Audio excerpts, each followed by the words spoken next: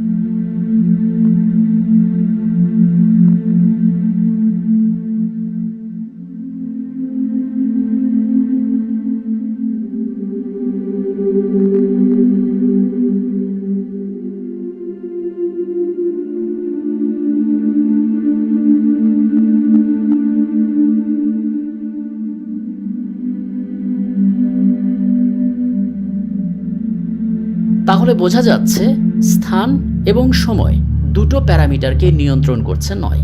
এই সংখ্যাটিকে বাদ দিলে প্রকৃতিতে আলাদা কোনো সত্তা আপনি পাবেন না। এ কারণেই টেসলা বলেছিলেন, 9 সংখ্যার মহত্ব বুঝলে আপনি গোটা ইউনিভার্সের চাবি পেয়ে যাবেন।